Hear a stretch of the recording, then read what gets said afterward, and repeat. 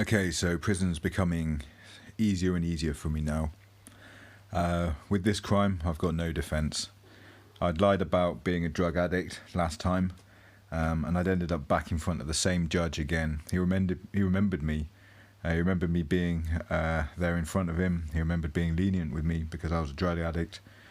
And this time he gave me 4 years. 4 years for looking in for a window. 4 years for stealing nothing. 4 years for doing nothing. 4 years for achieving nothing. I've been out of prison 1 day.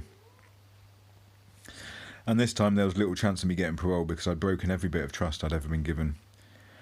I told the long-term girlfriend that I'd been on and off with since I was 17 to leave me and not look back again.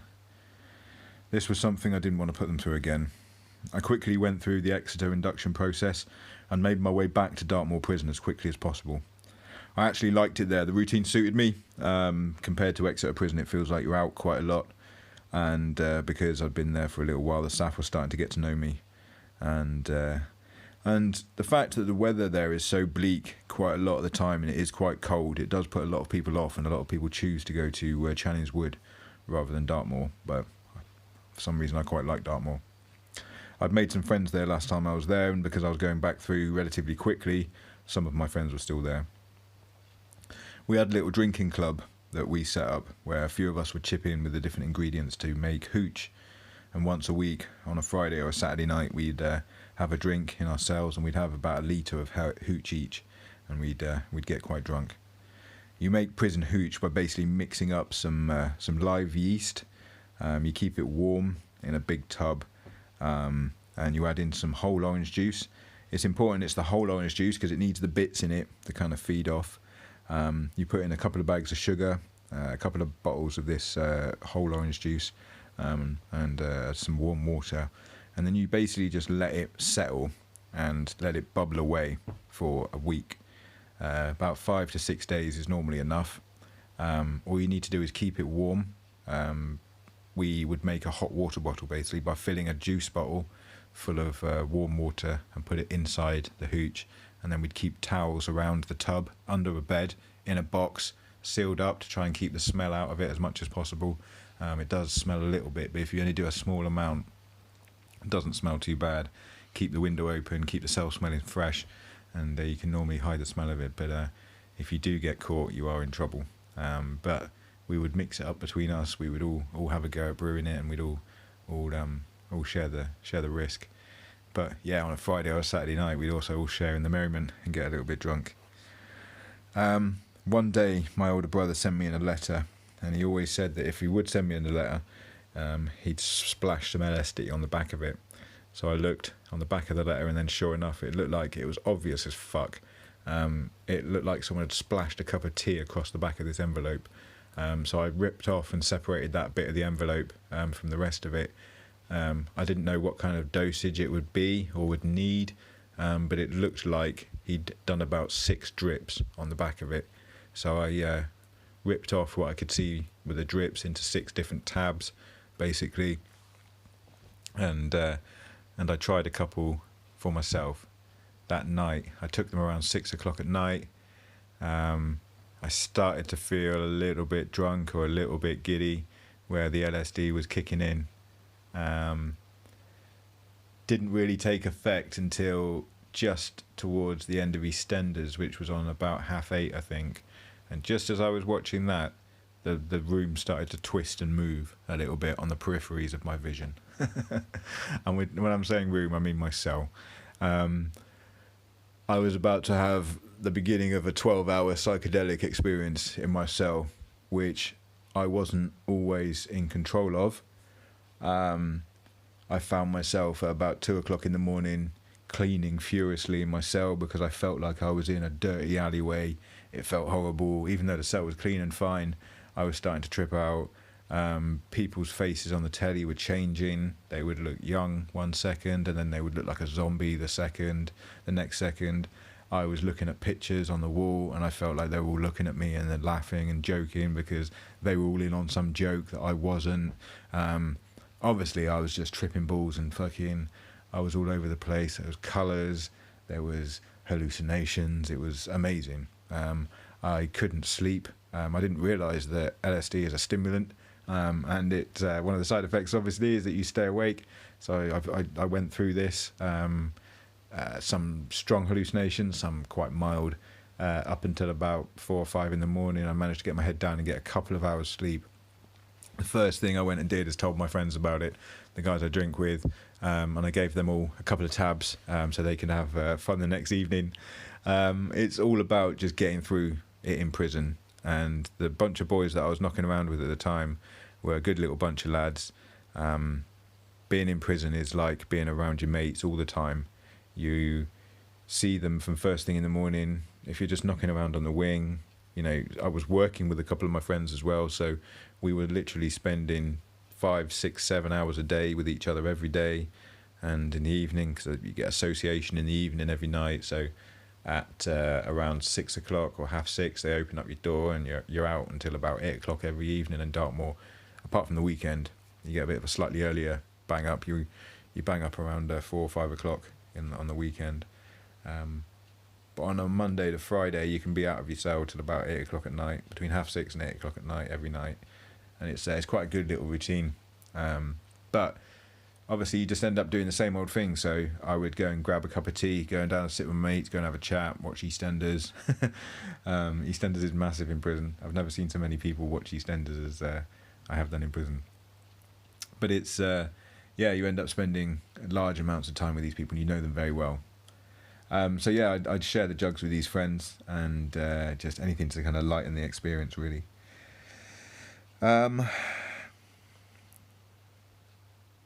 What we did after that is I got a quick message over to my old carpentry tutor who had worked with me before. He got me a job back in the carpentry workshop. I worked there for a few weeks, and one of the lads I was there with had an interview. A couple of members of staff came up from what's known as the resettlement wing on Dartmoor, and it was basically a category D wing within the category C prison. So they got given a lot more freedoms down there than we had on our wing, and there was an opportunity for prisoners who were seen to be heading on that spiral of coming in and out and in and out and in and out, reoffending, and this wing was set up to break that cycle of reoffending. And they came to interview my friend, and he a few weeks later they came back and they told him he got it. So that's fantastic. So I applied for this wing as well, thinking that this is basically looking like me now, because I've done 3 sentences now back to back, and I don't appear to be learning, really. And in probation's eyes and the police's eyes and everyone else's eyes, I'm just becoming another statistic. Most prisoners, 2/3 of prisoners reoffend within 2 years, and they're back in prison again, and that was basically just becoming me. So I applied for this resettlement wing. They came and interviewed me. I laid it on thick because I really didn't have to lay it on that thick. I'd lost everything anyway. My family didn't really want to know me. My friends were all moving on and moving away from me. The only people I really did speak to were drug dealers on the outside, who I still kept in contact with, who were my only real sort of close friends at that point. I fit the criteria for the prison, the wing, because I had a long sentence, and I was someone who, again, was, like I say, coming in and out. It would be a few weeks from then until I'd heard if I'd be accepted. This was my chance, like I say, to get out of my reoffending ways. And I got accepted onto the wing. Within a few weeks I heard back and I was accepted. I moved all my stuff down on a Friday, and the cells were much bigger. It was the old punishment block on Dartmoor. There was two landings there. It's a big open wing, a lot more space, a lot more freedom. It was carpeted, there were sofas everywhere. The prisoners were walking around in their own clothes. There's only about 30 or 40 prisoners on the wing. It was a much smaller wing than the rest of the wing, but all the cells were much bigger. Everyone had tellies. Everyone had remote controls for their telly, which is a big deal. There was a couple of pool tables. They had their own gym down there. Everyone had some soft furnishings in their cell rather than the usual wooden chairs. It was a really nice little place to be, but you had to work for it. You had to follow quite strict guidelines. You could never be just laying around. You could never be just sat around watching telly. You always had to be reading a book, doing some education. You always had to have your name down for every course that was applicable for you. The staff would be really hustling you into kind of doing stuff and making it look like you were wanting to change your life and wanting to do better for yourself. Now, because I was at the relatively start of a 4-year sentence, I would have to work harder. I had to do about a year on the wing before I was eligible for going out onto the farm, because Dartmoor has quite a large farm next door to it. It used to be much bigger. It used to go on as far as you could see for miles around, and they'd have dairy cattle there, and they would milk all the cows. There would be 100 lads come out from Dartmoor prison working on the farm and supplying the southwest prisons, so about 3 or 4 prisons, with milk. But Prince Charles, who owns Dartmoor and owns the duchy, which Dartmoor is situated, he owns a lot of the buildings, a lot of the leases, and all the prison on Dartmoor and the prison farm. And he put the rent up to something that the prison couldn't afford to pay, so they had to sell off the land, release the lease on the land to another farmer. So the farm shrunk down massively, and now there's about 4 or 5 prisoners who work on the farm rather than the 100 a day who used to work on it before. So good work, Charlie. So the first step of trust once you leave the resettlement wing is to go onto the farm for a weekend. You basically get yourself out onto the farm by jumping through all the hoops. You get to spend 9 to 5 out there on a weekend, Saturday and Sunday. Once you do that for 4 weekends, then they start trusting you to go out on a weekday. And then once you've gone out on the farm for a few weeks and you've been trusted and you've come back and you've basically not fucked it up, then you can go out to a placement out. There's several businesses out and around Dartmoor that accept prisoners and will take you on, and you get to work, get work experience, and basically start getting yourself ready to be released and put back into the community. Or go and move yourself to a Category D prison, which would be a much better, because it's on a Category D estate rather than being in a Category C estate, which Dartmoor is. So you get a lot more freedoms, you get a lot more home leaves, a lot more town visits, everything like that. But town visits as well are exactly what they sound like. You get to go out from 9 o'clock in the morning to around 6, 7 at night. I think it was 6 o'clock at night, into the local town, which is Plymouth. And you can just go and see your family all day. It has to be a family member that comes and takes you out. It can't be a girlfriend or a friend or anything like that. And yeah, you just go and get to spend the day with your family in and around the prison, outside the prison, or in town. It was difficult for me when I first went down there, because they also used to have family days where you would 2 or 3 times a year, they would have family members come into the prison. You would get to spend a long visit with them, because prison visits are normally only 2 hours, and it's quite restricted. You can't really touch them. You have to be on the other side of the table, whereas a family visit, you spend all day with them, and you spend all day in the family room, in the visiting room. They have a buffet with all the food and everything.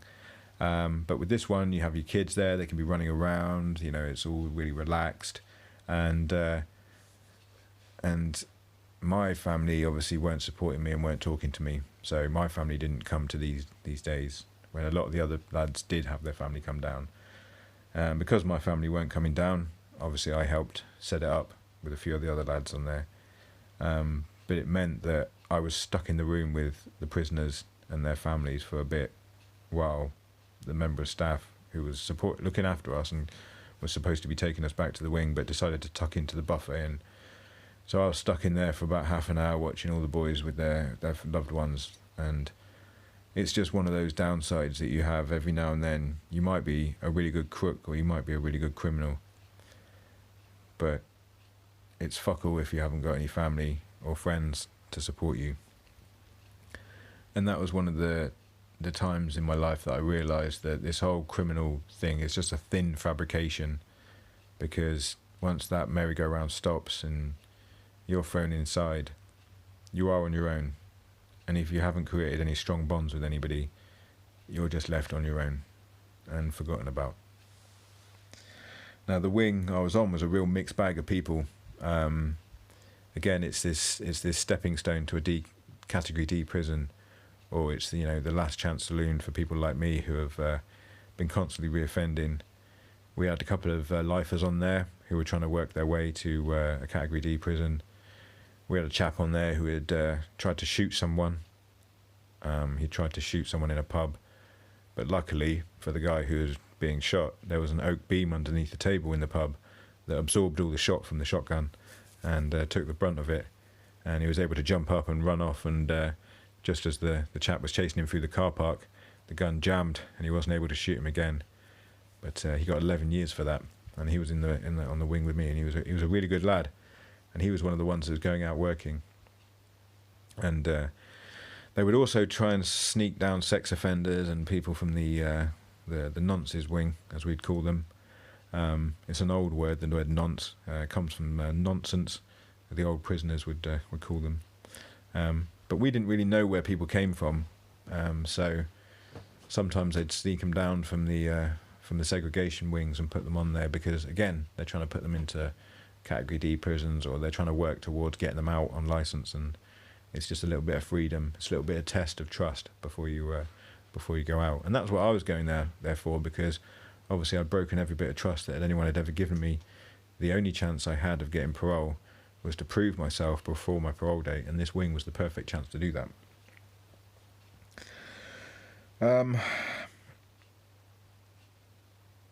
Eventually I worked my way through the courses, and it was now my time to start going out on the farm. I passed with no problems going out on the weekends. I started doing a couple of town visits. That was no problem. I talked my mum into coming and seeing me. She'd had a couple of visits with me at this time, and we'd started to work on our relationship again. It was from the time I was 18 up until this point, we'd barely spoken at all. And I just started having a bit of a relationship again with her, and she started coming to take me out on town visits, which was really handy, because this was a real opportunity for me to show trust. So I was able to come back to the prison, and it was really working well for me at this time. But from the very first town visit I went out on, I saw this as an opportunity to not only show trust to the prison, but to start smuggling items back in for myself. And I remember the first time was it was a computer game. It was Grand Theft Auto San Andreas, because you have to order things in prison and it takes weeks for things to come. But if I was able to just smuggle things in, then I would be able to charge, possibly, I could maybe buy things in a sale outside and then charge prison prices for it inside and make myself a bit of cash. I wasn't interested in bringing drugs in, because we got drug tested so often. Cannabis, if you smoke it regularly, stays in your system for about 30 days. Cocaine, pills, that it stays in your system for a few days, but if you do it every week, then it can be longer, it can be easily picked up. And we'll be drug tested every week. So there was no point in doing any drugs, because it just meant we'd lose these freedoms that we had. So I would smuggle in every other item that I could get my hands on. I would smuggle in DVDs, I would smuggle in CDs, I would smuggle in porn, I would smuggle in clothes, I would smuggle in anything that I could pick up in Plymouth and bring it back to the prison. I started off by smuggling mobile phones in that I could get outside for about £15, a little Samsung basic pay-as-you-go phone, and I would smuggle it into the prison with the charger, and basically, because the pat-down searches were a little bit slack, I would put the phone and the charger down my pants when I came into the prison, knowing that the member of staff who searched you when you came in did a half-assed search, knowing that you would be strip searched when you got back to the wing. So as soon as I made my way through the gate and I'd had that first initial soft pat-down, I would then take the phone and the charger out from my pants and put it in my hand. Maybe take off my jumper and hold my phone in the jumper, wrapped up in the jumper as I walked back down to the wing. Now, when I got back down to the wing, you went in through a back gate, and it would take you into the back door of the prison, and the member of staff that was escorting you would go and stand in front of you, waiting for the wing staff to call you to be called to the search room. They wouldn't wait behind you to kind of see what you were doing. So whatever I had in my hand, I would just leave tucked under the stairs that were next to me while I waited to be called across to the search room. So I would quickly just pop the mobile phone in the charger under the stairs, wait to be searched, go and have my pat-down search, and then, my strip search, complete strip search, and then I'd be going off and drug tested, breath tested as well, because you weren't allowed to go out and drink alcohol, but the breath test machine was so old, you could get away with having a couple of beers quite easily before being caught. And funny enough, actually, one day they did replace the machine, and my friend went out for his birthday and had like 2 or 3 beers, and he got caught, and he'd be the only person to ever get caught having a beer, and it was on the week that they just replaced the machine. But everyone used to go out and have a beer at the pub. He actually managed to get caught. So I started off bringing these phones in and sending them back to the main wing with a charger, and it was a £15 phone, and I would get between £80 and £150 for, depending on who we were selling it to and how much money we could get, and that would get sent out to an account that I had set up outside the prison. It was all really easy because I had friends on the main wing still. Once those friends started to disappear, I was more known on the resettlement wing, so I started to sell stuff to the lads down there. So I'd sell them films, porn, DVDs, clothes, and I'd sell speciality items as well. So someone wanted some blue cheese once. He really liked blue cheese, and we couldn't get hold of it in prison, so I got some for him. Another lad wanted odour eaters because his feet smelt, and being in prison when your feet smell is a bad time. So I smuggled him in some odour eaters. We used to get those bottles of Jack Daniels, £20 bottle of Jack Daniels. I'd sell it for £100 to these lads from Exeter, and they'd have a drink and be merry. And times were going really well. On one of my town visits, I went to go and see my ex-girlfriend again because I'd made some money, and when I left, when I got arrested, I'd left her in a bit of debt because we'd borrowed some money to pay the deposit for the house, the renting deposit for a house, and I didn't want to leave her out of pocket, so I gave her the money back. I gave her about £1,300 back that I'd made and saved up from all the contraband and things in prison, and gave her that, and we started talking, and it turns out she was pregnant with somebody else's kid, and we had a chat, and I was shocked but completely supportive of her, and kind of told her everything I was doing, and she was shocked but not surprised, but completely supportive of me. And I left and went back to prison. I later found out that she'd gone out drinking that night after seeing me and lost the baby. This was very difficult for her because all she ever wanted to be was a mum. And losing the baby after doing something so reckless was something that she blamed herself for. And losing the baby because she saw me that day, or going out drinking because she saw me that day, was something that I felt to blame for. It was difficult. We were still constantly bonded, even though we weren't together. Every time I smuggled something in for people, it was a risk. I had to rely on the member of staff standing in front of us. I had to rely on the fact that, some days the wing staff came forward to meet us, and they would stand in the spot where I wanted to smuggle something, or we would get a more thorough search than normal, and we would normally get sometimes we would nearly get caught. So there was one member of staff that was weaker than the others, and he would come and chat to us, and he would act really pally and things. So we had a locker out at the gate, and I'd say to him, "Listen, I've got some DVDs and things at the gate, and a couple of chocolate bars. Do you fancy going up there, picking them up, and bringing them back down for me? Because I can't bring them back onto the wing." And he'd go and do it, and he wouldn't ask for anything, and he'd just go and do it and bring them back. And that's when I started to realise that the staff could be manipulated to do things that you wanted them to. Not all of them, but some members of staff would obviously go and do something if you asked them to. There was a night staff. A member of the night staff was a second member of staff that we managed to get them to bring stuff in for us. He was quite young again and was pally, and we'd always chat to him just as we were being banged up. His night shift would be starting, so he'd maybe turn up maybe 15 minutes before, and we'd talk to him about the football and what things were going on and things. And we'd ask him, because he'd bring a film in, and on our wing, if you switch the telly onto Channel 9 or something, it would be the inter-wing sort of movie channel. And this member of night staff would bring in films from the outside for us to watch, and sometimes he'd bring in sort of pirate copies of films. I remember watching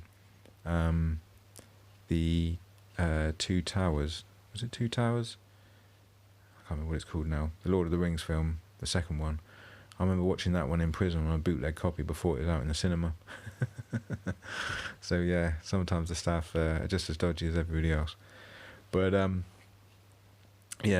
any films that he couldn't get hold of, I eventually said to him, "Listen, give me your address, and I'll get someone to send you the films, and you can just bring them in for me." So it ended up where I would end up sending him a pile of DVDs, and half of them would be porn and half of them would be films, and I'd be selling them on the wing for £20 each, and the staff were bringing them in for me. This all went well and good for a while, and things were going really well for me in prison. We even had a prison shop set up, so I'd be selling chocolate bars and tobacco and drinks and things that I could get from the outside. So white chocolate, fruit and nut bars, big bars of chocolate, Toblerones, for example, you can't get in prison. But again, I'd be smuggling these sort of things in so that I could sell them on the wing. A lot of the gambling in prison is done with tobacco and chocolate bars, so a lot of people would come and buy 10 chocolate bars off me on a Saturday to go and gamble with. And I would do it on a basis of, you borrow 3 off me, you pay 4 back. So as long as I didn't eat anything, which was always a temptation, my shop would grow, by a quarter every week and every month.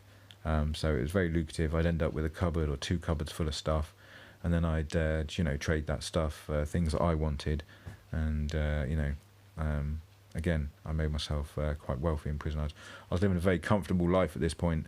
If there was a way of mastering prison, I'd done it.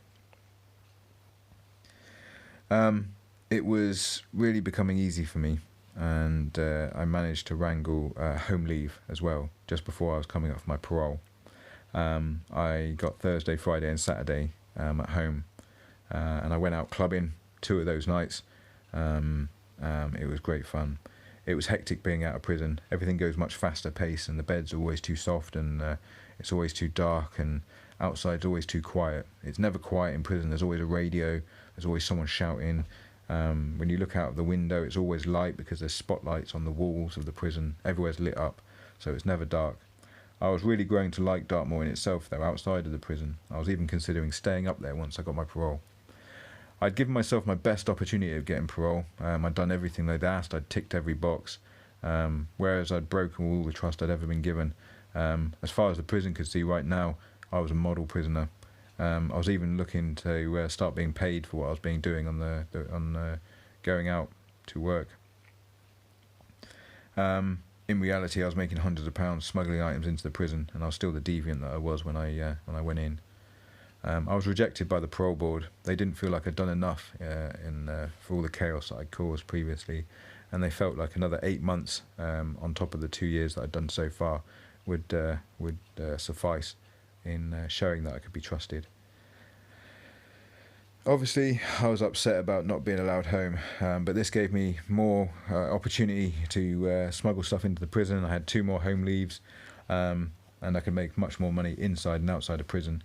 At this point, I was now working outside on the forestry, and I was earning a wage. It was only £800 a month, but it was still better than nothing. I quickly saved up all that money because there was very little I needed to spend it on. I had plenty of food because of the shop I ran, and I was, not doing very much. The most money I'd ever spent was when I sent out, because my girlfriend was coming to see me. Well, she wasn't my girlfriend at that point, but she was coming to see me on town visits. She'd bring my little brother up to me on a Saturday. I was allowed to go out every other Saturday on a town visit. She would bring him up, and sometimes he'd be so drunk from the night before that he wouldn't be able to stand up, and she'd literally just lean him up against the door of the prison. They'd see him, he'd sign me out, and I was allowed to go out. She wasn't allowed to sign me out, but him standing there drunk, he was allowed to do that. That was absolutely fine. It was a weird old system, but yeah, we'd go out down to Plymouth, lean him up against a park bench somewhere, and we'd go around to Plymouth for the day, and then I'd go back at 5 o'clock that night. We'd got friendlier and friendlier again, and obviously we were seeing more of each other.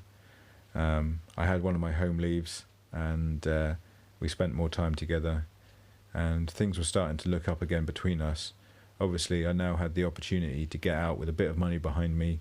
I wouldn't have to jump straight back into crime, and obviously life for her hadn't been great, losing the kid. She'd fallen into depression, and all she really wanted was some stability. And even in all the chaos, we'd been together for a long time, and weirdly, I offered her that stability, I think. Every weekend I used to smuggle my phone back into the prison. I had a mobile phone out at work, and for no reason, just to have a phone in prison, I used to smuggle it back in just so I could chat to people on a Friday and Saturday night. Because we were supplying more and more things into the prison, more and more rumours were circulating about what we were doing. One of the bottles Jack Daniels I smuggled in for one of my pals, he'd had a little party with his friends.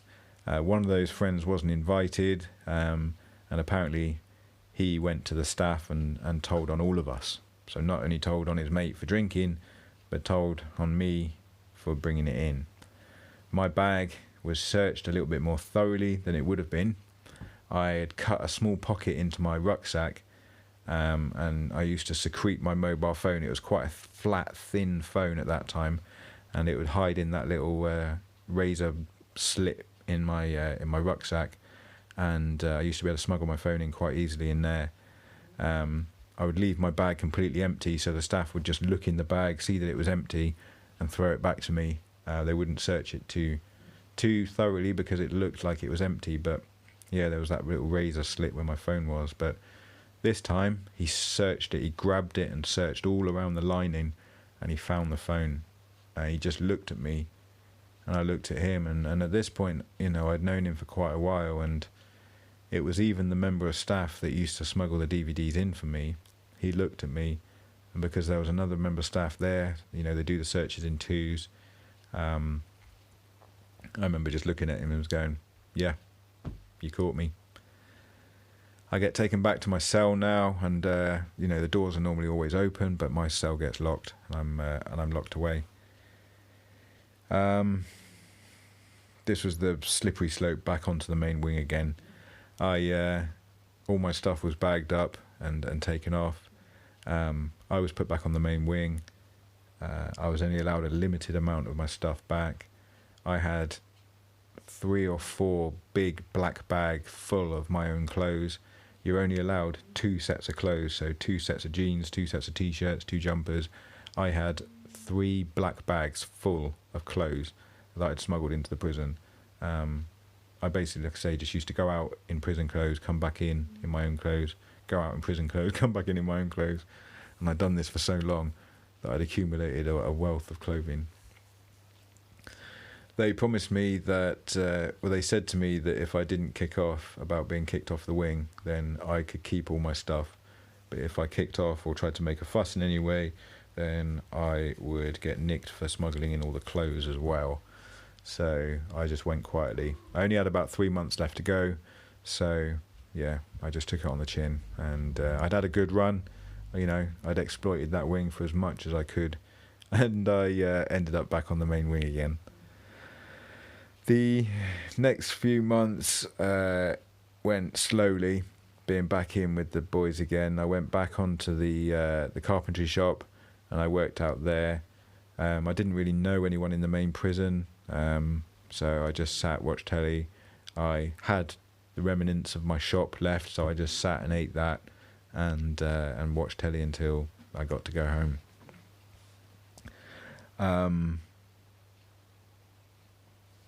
We didn't really have to. We didn't really have to do much when you're coming to the end of your sentence. They kind of just come and see you and ask you what you're doing when you get out, if you need any help with any housing or jobs, or, you know, drug rehabilitation. But because I'd already been knocked back on my parole, I was doing, you know, the 2 years, 8 months, so there was nothing they could really do. I was just getting out at the end of it, and I'd have a period of 4 months of probation, but after that I'd done all of my time, so there was nothing else they could really do. So, you know, I would just sit back and take it easy and not really do very much. My release date landed. It was a few days just before Christmas. I was going to get let out and have nowhere to go. I got hold of my mum and found out, you know, she was days before Christmas, she was going to be going up to the Midlands to go and spend time with a man that she hardly knew, but she'd just met, and decided that she wanted to go and start life with him. So this meant that she had a couple of months of rent that was paid on her house, and she wasn't going to be there. So she let me have her house. So I stayed there. I left prison just before Christmas, and got to spend the first Christmas at home I had in years. I also got to spend it back in the arms of my girlfriend again. This time things are going to be good. This time things are going to be different.